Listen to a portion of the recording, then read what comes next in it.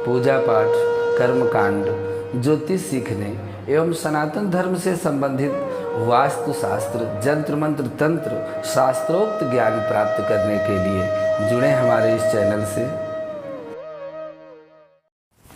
नमस्कार मित्रों, स्वागत है इस ज्योतिष शिक्षा के कार्यक्रम में, जहां पर आप जो यह वर्ष 2022 अंग्रेजी वर्ष आरंभ हो रहा है, तो अपनी राशियों और अपने आने वाले समय वर्ष फल के विषय में अध्ययन कर रहे हैं।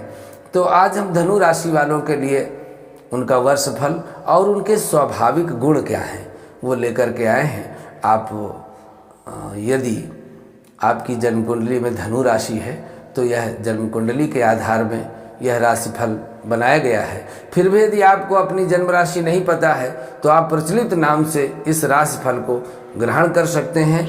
और प्रचलित में यदि आपकी धनु राशि है तो निश्चित रूप से आपको यह राशिफल फलित होगा।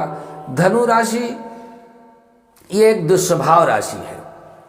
दुस्वभाव वाली राशि अर्थात दो प्रकार के चलित, स्थिर और दुस्वभाव। दुस्वभाव का मतलब कि हमेशा दोहरे मापदंड को लेकर के चलने का स्वभाव रहता है। इस राशि का चिन्ह धनुषधारी है और यह राशि दक्षिण दिशा की स्वामिनी है, इसलिए दक्षिण दिशा आपके लिए एक शुभ दिशा हो सकती है। धनु राशि वाले लोग काफ़ी खुले विचारों के होते हैं। जीवन के अर्थ को अच्छी तरह से वह समझते हैं, ज्ञानी होते हैं। दूसरों के बारे में जानने की कोशिश हमेशा करते रहते हैं। धनु राशि वालों को रोमांस काफ़ी पसंद है। ये निडर और आत्मविश्वासी होते हैं, अत्यधिक महत्वाकांक्षी होते हैं और स्पष्टवादी बहुत होते हैं। स्पष्टवादिता के कारण दूसरों की भावनाओं को भी ठेस पहुंचाने में इनको देर नहीं लगती। इनके अनुसार जो इनके द्वारा परखा जांचा हुआ है वही सत्य है। जिसको ये जाने, जिसको कहें, जिसको इन्होंने देख लिया है वही सत्य है, बाकी सब असत्य है। अतः इनके मित्र कम होते हैं। ये धार्मिक विचारधारा से थोड़ा दूर रहते हैं। जब कभी कोई संकट आ जाए तभी ये धार्मिक विचारों को ग्रहण करते हैं। धनु राशि के जो लड़के होते हैं तो वो मध्यम कद के होते हैं और इनकी कद काठी सुंदर होती है। बाल थोड़ा भूरे होते हैं, आंखें बड़ी होती हैं और इनमें भी थोड़ा धैर्य की कमी होती है। इन्हें मेकअप करने वाली लड़कियां पसंद हैं। इन्हें भूरा और पीला रंग अत्यंत प्रिय है। अपनी पढ़ाई और कैरियर के कारण अपने जीवन साथी और विवाहित जीवन की उपेक्षा कर देते हैं। अपनी पढ़ाई और कैरियर के कारण ये अपने जीवन साथी और विवाहित जीवन को भी छोड़ सकते हैं। पत्नी को शिकायत का मौका नहीं देते और घरेलू जीवन को अत्यंत महत्व देते हैं। धनु राशि की लड़कियां लंबे कदमों से चलने वाली होती, चलेंगी तो थोड़ा पैर लंबे बढ़ा के चलेगी। ये आसानी से किसी के साथ दोस्ती नहीं करती और कर भी लें तो घुल मिल नहीं पाती। ये एक अच्छी श्रोता हो सकती है और इन्हें खुले और ईमानदार पूर्ण व्यवहार के मनुष्य पसंद हैं। इस राशि की स्त्रियां गृहिणी बनने की अपेक्षा सफल कैरियर बना सकती हैं। सफल कैरियर बनाना ही इनकी पसंद है। इनके जीवन में भौतिक सुखों की महत्व अधिक है। सामान्यतः ये सुखी और संपन्न जीवन व्यतीत करने पर ही रुचि रखती हैं और इस राशि के जातक ज़्यादातर अपनी सोच का विस्तार नहीं करते। कई बार कंफ्यूज हो जाते हैं।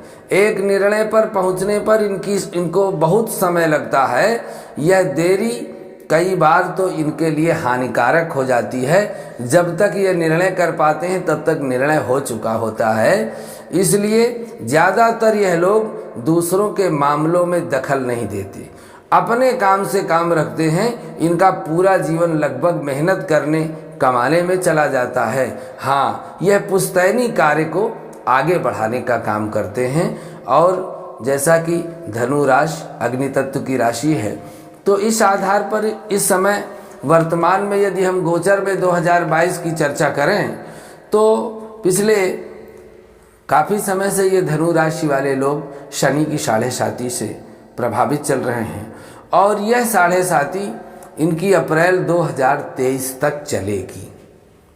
अर्थात इस वर्ष इनकी उतरती हुई साढ़े साती है, पैर में है। तो अब इनका पैर एक जगह रुक नहीं सकता, भागते दौड़ते ही नजर आएंगे। भले कुछ लेकर के ना आए, लेकिन भाग दौड़ बहुत तेजी रहेगी। उदर व हृदय से संबंधित रोग इनको प्रभावित किए हुए हैं या प्रभावित कर सकता है। पेट में विकार और हृदय में भी समस्या है। रोजगार के क्षेत्र में साधारण कुछ परिवर्तन होने वाला है। न्यायालयीय विवादों में अनुकूल परिणाम इनको होंगे। विरोधियों का षड्यंत्र विफल हो जाएगा। भाग्योदय में थोड़ा बाधा है, इसलिए हमने अपने पिछले वीडियो में भाग्योदय को प्रभावी करने के लिए एक प्रयोग दिया है, आप उसको देख सकते हैं। और उसमें न कोई मंत्र जपना है और न कोई पाठ करना है, ऐसा ही टोटका प्रयोग है, लेकिन अद्भुत है भाग्य को जागृत करने के लिए। तो इसलिए उसको भी आप देख सकते हैं। तो इनके भाग्योदय में बाधा आ रही है काफ़ी समय से। संतान सुख की प्राप्ति हो सकती है। राजपक्ष से इनको सहयोग मिल सकता है। अथक प्रयास करने पर ही इनको सफलता मिलेगी। ऋण प्रबंधन में कुछ सुधार हो सकता है। बंधक जो धन है उसमें अब कुछ प्राप्ति होने की संभावना बनी है। काफ़ी समय पहले इन्होंने अपना धन कहीं इन्वेस्ट कर दिया था, कहीं फंसा दिया था, किसी चीज़ में लगा दिया था, पर उसकी वापसी अभी तक नहीं हो पाई। पर इस वर्ष में उतरती साढ़े साती में थोड़ी कुछ संभावना ऐसी दिख रही है कि वह धन वापसी का योग बन रहा है। शासकीय कार्यों में बाधा आएगी। विद्यार्थियों के लिए वर्ष थोड़ा सामान्य रहेगा। नौकरी वालों के लिए तो लाभदायक है। व्यापारी वर्ग को अधिक परिश्रम करना पड़ेगा। तो ऐसी परिस्थिति में जब आप पिछले 30 महीनों से परेशान चल रहे हैं, उससे ज़्यादा समय से परेशान चल रहे हैं, अब अगर आपने बहुत जल्दबाजी की तो आपके बाएं या दाहिने पैर में चोट लग सकती है। इसलिए सावधानी पूर्वक चलना है और कहीं भी घर से बाहर जाने के पूर्व अपने आसपास किसी भी पीपल के पेड़ में जाकर के जल चढ़ाना है, फूल चावल चढ़ाना है, परिक्रमा करना है और उनके पीपल के पैरों को दबाना है और उन्हीं की मिट्टी धूली को अपने मस्तक में लगा के जाना है। वही दिन आपका अच्छा बीतेगा। बाकी सब दिन आपके लिए चिंतापूर्ण रह सकते हैं। तो यदि आप इस नियम को स्वीकार कर लेते हैं तो चाहे आप किसी भी कार्य में जाएंगे तो फिर आपको सफलता अवश्य मिलेगी। अन्यथा की स्थिति में आपके लिए कोई मार्ग नहीं है। इस वर्ष में आपके लिए यही मार्ग है। आप हनुमान जी महाराज का सुंदरकांड का पाठ नित्य प्रति करें और पीपल की परिक्रमा करें। भगवान शंकर जी में जल चढ़ावें। पीपल पूजा ही शनि के कोप से आपको बचा सकती है, पर वहाँ जाना शनि की साढ़े साती वालों के लिए बड़ा मुश्किल है। इतने अड़चन, इतनी व्यवधान, इतनी परेशानियाँ आएंगी। रास्ते में कोई ये भी कहता हुआ मिल जाएगा कि अरे भाई वो तो रोज़ कैसे पीपल में जाएंगे, शनिवार को पीपल में जाया जाता है, अन्य दिनों में जाने का निषेध है।